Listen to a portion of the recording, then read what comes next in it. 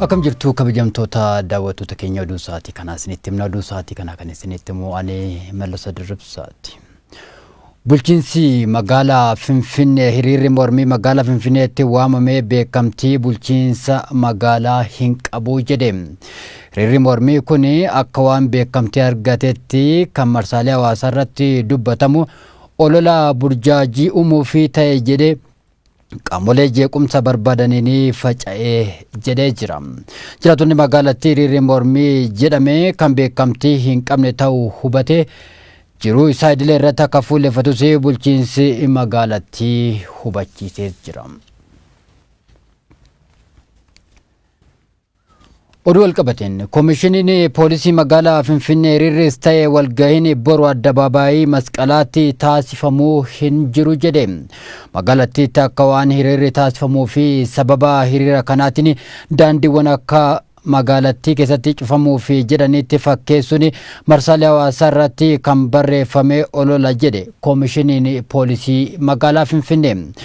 Uummanni odeeffannoo sobaa akka waan hiriirichi beekamtii poolisii qabuutti afarsamuu irraa of eeguu akka qabuu fi hojii isaa idilee akka hojjetatu koomishiniin poolisii magaalaa Finfinnee hubachiisee jira.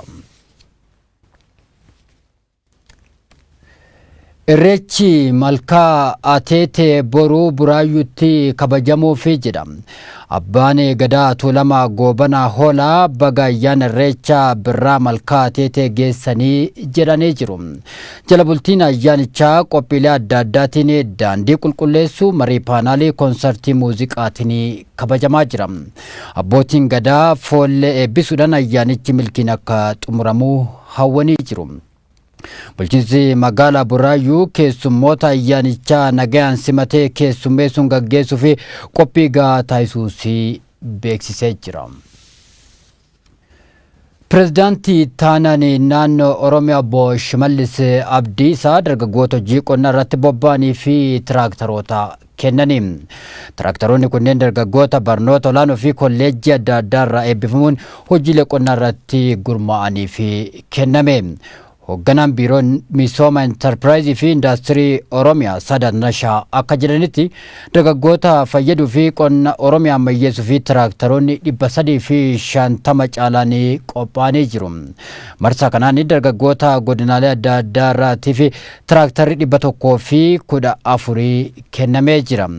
Sagantaa kanaan dargaggoonni 689 fayyadamoo akka ta'anis himamee jira. Riippoortaroota OMN damee kibba Oromiyaatu gabaase. Egaan daawwattoota keenya oduun sa'aatii kanaa fi qabannee dhiyaanne kanaan gammaatti daawwattanii qophiilee Oromiyaa Miidiyaa Neetwork hafan waliin turtii gaarii isiniif haa ta'u.